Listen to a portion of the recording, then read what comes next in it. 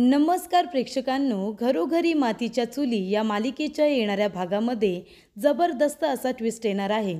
तर प्रेक्षकांनो, सावत्रपणाचा कळस गाठणाऱ्या सुमित्राला नानासाहेबांनी आणि ऋषिकेशने चांगले खडेबोल सुनावत तिचा माज उतरवलेला असतो. आणि त्याचबरोबर जानकीने इथे सारंग आणि ऐश्वर्याच्या बोलण्याचं CCTV फुटेज सादर करत खूप मोठा खुलासा केलेला असतो. आणि इथे सारंग आणि ऐश्वर्याचं नाटक संपूर्ण रणदिवे कुटुंबाच्या समोर आणलेलं असतं. तर प्रेक्षकांनो, येणाऱ्या भागामध्ये या गोष्टी कशा पद्धतीने घडत जाणार आहेत आपण सविस्तरपणे बघूया. तर प्रेक्षकांनो, आपण बघितलं की इथे सारंग ऐश्वर्याच्या प्रेमात पूर्णपणे वेडा झालेला आहे. ऐश्वर्याने नानांना ढकललं हे सत्य स्वतः नानांनी आपल्या तोंडाने सांगितलेलं आहे. त्याच ऐश्वर्याने सुमित्राला वेड्यांच्या हॉस्पिटलमध्ये पाठवण्याचा निर्णय घेतला होता. त्याच ऐश्वर्याने ऋषिकेशवरती त्याच्याच वडिलांच्या खुनाचा आरोप केला होता आणि त्याला जेलमध्ये पाठवलं होतं, त्याला कोर्टामध्ये उभं केलं होतं. एवढं सगळं कारस्थान ऐश्वर्याने केलं. त्याचबरोबर इथे घराचा लिलाव करण्याइतपत तिची हिंमत गेली. पूर्णपणे बिझनेस लॉसमध्ये घालवला.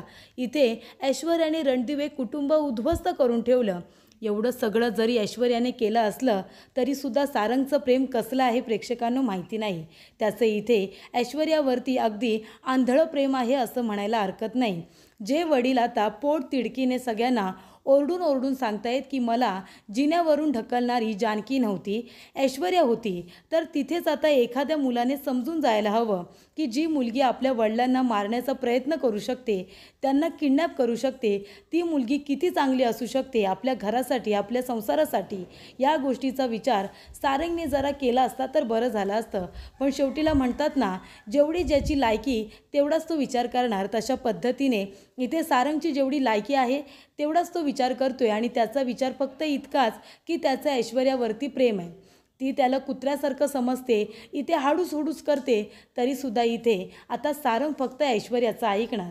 तेव्हा इथे प्रेक्षकांनो, आता सगळेजण आनंदी असतात. नानांनी सगळं सत्य सांगितलेलं असतं. ऐश्वर्या तिच्या घरी गेलेली असते, पण तरीसुद्धा सारंग आता तिच्या तोंडून ऐकायचं असतं की तिने नानांना धक्का दिला. जोपर्यंत इथे सारंग ऐश्वर्याच्या तोंडूने ऐकत नाही तोपर्यंत तो स्वतःच्या वडिलांवरतीही विश्वास ठेवणार नाही असं तो म्हणालेला असतो. तेव्हा जेव्हा सारंग आता ऐश्वर्याच्या घरी जातो, तिथे गेल्यानंतर पुन्हा इथे ऐश्वर्या त्याला मॅन्युप्लेट करते. त्याच्या डोक्यामध्ये नको त्या गोष्टी भरवते. ती सातत्याने फक्त एकच गोष्ट त्याच्या कानामध्ये सतत भुनभुन करून सांगत असते, ती म्हणजे जानकी आणि ऋषिकेश या दोघांनी आता पुन्हा एकदा घरावरती ताबा मिळवलेला आहे. घर ऋषिकेशच्या नावावरती, कंपनी जानकीच्या नावावरती. त्याच्यामुळे संपूर्ण घरावरती अधिकार त्या दोघांचा. आपण तर फक्त त्यांचे प्यादे आहोत ना. ते जसं बोलतील तसं आपण वागायचं. तुम्हाला आता बैल करून टाकतील, शेतामध्ये राबायला पाठवतील आणि तिचा नवरा स्वतः मात्र AC मध्ये बसेल, थंडगार हवा खाईल आणि ऑफिसमध्ये काम करेल आणि तुम्ही बैलासारखं शेतामध्ये राबायचं. एवढंच काय ते फक्त ऐश्वर्या त्या सारंगच्या कानामध्ये भरत असते. प्रेक्षकांनो, आपण जर आधी बघितलं होतं तर हाच सारंग आहे जो म्हणायचा की मला शेती खूप आवडते, मला शेतीमध्येच काम करायला आवडतं. ही काळी माती, त्याचबरोबर त्याच्यामध्ये लागवड केलेलं पीक याच्याबरोबर माझं जवळचं नातं आहे. जोवर माझ्या अंगाला माती लागत नाही तोपर्यंत माझा दिवसच पूर्ण होत नाही, हाच हे सारंग म्हणालेला असतो. मग जर सारंगलाच आधीपासून शेतीमध्ये इतका इंटरेस्ट होता तर मग त्याने शेतीच करायची होती, बरोबर की नाही? मग आता ऐश्वर्या तुला जर म्हणते की तुम्हाला बैलासारखं राबवतायत, तर मग आधीपासूनच सारंगने शेतामध्ये काम करायला नको होतं. जसं इथे सौमित्राने एक प्रोफेशन निवडलं होतं, ते म्हणजे लॉयर होण्याचं. त्याने ते स्वप्न पूर्ण केलं. आणि इथे आता ऋषिकेशची जर गोष्ट असेल तर ऋषिकेशला शेती करायला सांगू दे, त्याला कुस्ती लढायला सांगू दे किंवा त्याला इथे समाजसेवा करायला सांगू दे, शेतकऱ्यांसाठी आवाज उठवणारा सुद्धा ऋषिकेशच आहे आणि त्यांची मदत करणारा सुद्धा ऋषिकेश आहे. त्याला नुसता कंपनीमध्ये बसून AC ऑफिसमध्ये काम करण्याची गरज नाही आहे. त्याचे वेगवेगळे शेड आहेत.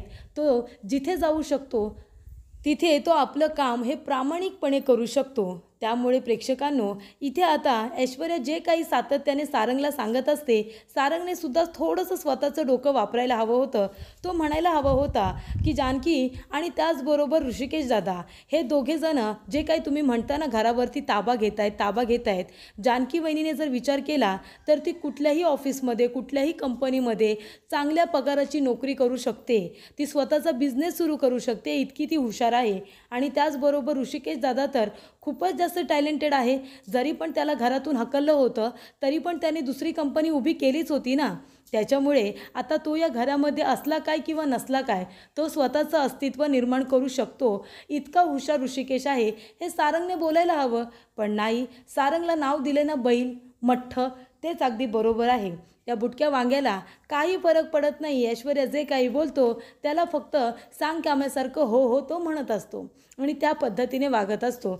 आणि त्याच्यावरूनच प्रेक्षकांनो इथे आता ऐश्वर्याने त्याला सांगितलं की मरायचं नाटक करायचं, इथे आता विष प्यायचं, खरोखरचं विष नाही तर काय तर कफ सिरप, हवं तेवढं कफ सिरप प्यायचं, मग तोंडाशी फेस येणार, चक्कर येणार आणि मग हॉस्पिटलला जायचं आणि फक्त ऐश्वर्या ऐश्वर्या एवढंच करायचं.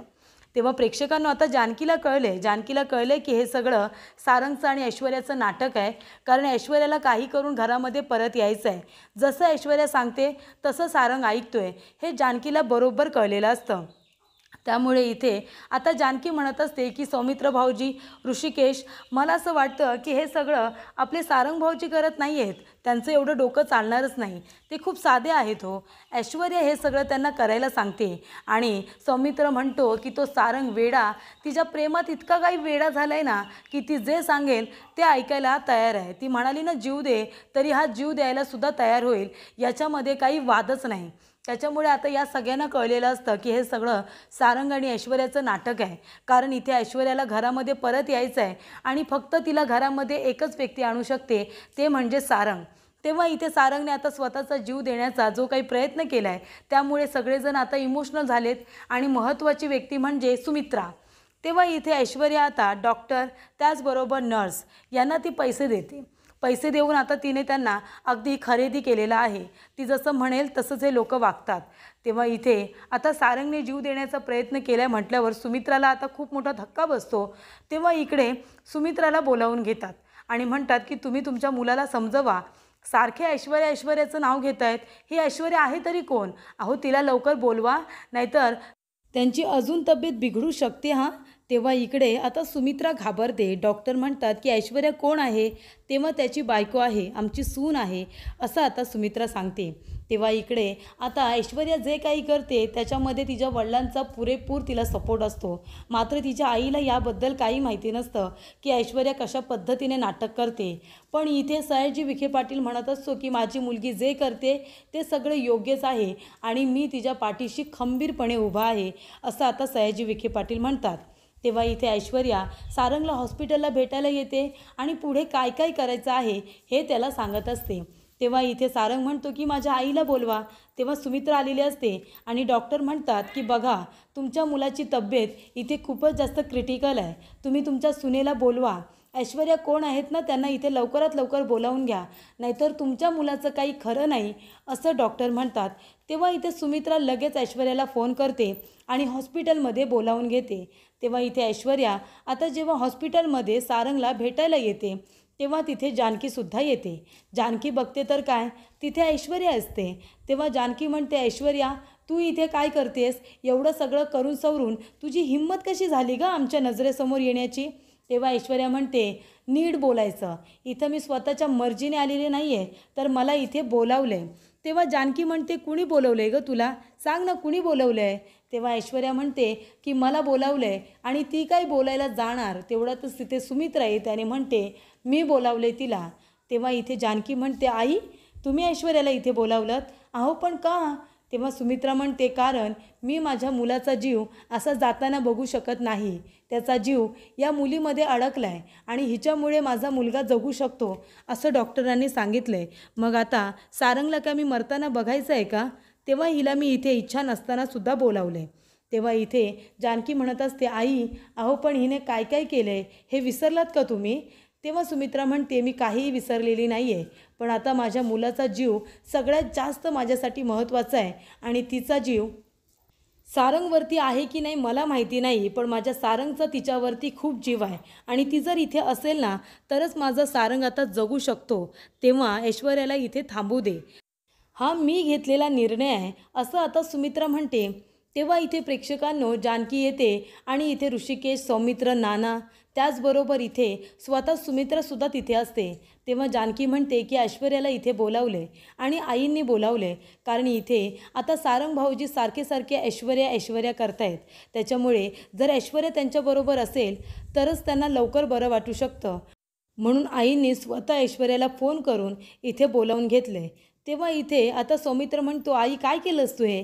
म्हणजे ज्या मुलीने, ज्या बाईने आपल्या नानांना वरून धक्का दिला, त्यांना मारण्याचा प्रयत्न केला, त्याचबरोबर नानांना किडनॅप करण्यामध्ये सुद्धा तिचाच हात आहे. आपल्या ऋषिकेश दादावरती तिने नानांच्या खोट्या खुनाचा आरोप केला. अशा मुलीला तू घरामध्ये परत बोलावलंस कशासाठी? तर सारंगसाठी. अगं सारंग हे सगळं नाटक करतोय. तेव्हा सुमित्रा म्हणते, नाही तो नाटक करत नाही आहे, तो खरोखर विष प्यायला आहे. त्या ऐश्वर्याच्या प्रेमात तो इतका काही वेडा झाला आहे की त्याला स्वतःच्या जीवाची सुद्धा पर्वा नाही आहे आणि हे मी खरं बोलते. तेव्हा इकडे आता ऋषिकेश हा तिच्या तोंडाकडे बघतच राहतो आणि म्हणतो की आई बरोबर केलंस गं तू. म्हणजे बघ ना, तुला असं वाटतं की मी सावत्रपणा दाखवतो, पण मी एकदासुद्धा सावत्रपणा दाखवलेला नाही आहे. सांग ना, एक तरी अशी गोष्ट सांग जेव्हा मी सावत्रपणासारखा वागलो आहे, सांग ना. तेव्हा इथे सुमित्रा म्हणते, ऋषिकेश अरे असं काय बोलतोयस तू? तेव्हा नाना म्हणतात, काय चुकीचं बोलतोय तो? इथे त्या मुलीने आपलं घर संपूर्ण रणदिवे कुटुंब उद्ध्वस्त करण्याचा प्रयत्न केला आणि आता सारंगने थोडं विष काय प्यायला, तर तू एवढी घाबरलीस की त्या गुन्हेगार मुलीला तू घरामध्ये घेऊन आलीस. हे का केलंस तू? तिला स्वतःहून फोन करून बोलावलंस, म्हणजे आता ती बोलायला मोकळीच की मी स्वतःहून आलेले नाही आहे, तर मला इथे सुमित्रा आईंनी बोलावले. बरोबर की नाही? म्हणजे ती स्वतः या घरामध्ये आता खाली मुंडी घालून आलेली नाही आहे, तर ती ताठ मानेने तुझ्या बोलवण्यामुळे आलेली आहे, हे ती सातत्याने ऐकवत राहणार. तेव्हा इथे ऋषिकेश म्हणत असतो की नाना, तुम्ही कितीही म्हणा की मी या घरचा मोठा मुलगा आहे, पण आईने नेहमी मला आता जेव्हापासून इथे मला कळलं आहे की मी तिचा सावत्र मुलगा आहे, तिने मला आणि जानकीला सावत्रपणा दाखवला आहे. तेव्हा सुमित्रा म्हणते, ऋषिकेश असं काय बोलतोयस तू? अरे मी कधी सावत्रपणा दाखवला? तेव्हा ऋषिकेश म्हणतो, का आई? जेव्हा नाना जिन्यावरून पडले तेव्हा ऐश्वर्याने तुम्हाला सगळ्यांना ओरडून ओरडून सांगितलं की जानकीने नानांना धक्का दिला, जानकीने नानांना पाडलं, तेव्हा तुम्ही लगेच ऐश्वर्याच्या बोलण्यावरती विश्वास ठेवलात का? तुम्ही एकदाही असा विचार केला नाहीत की नाही जानकी नानांना कधी धक्का देऊच शकत नाही. जानकीला इथे येऊन 10 वर्ष झाली, 11वं वर्ष सुरू आहे आणि ऐश्वर्याला या घरामध्ये येऊन 4 ते 5 महिनेसुद्धा झालेले नाही आहेत, पण तरीसुद्धा तुम्ही तिच्या बोलण्यावरती विश्वास ठेवलात.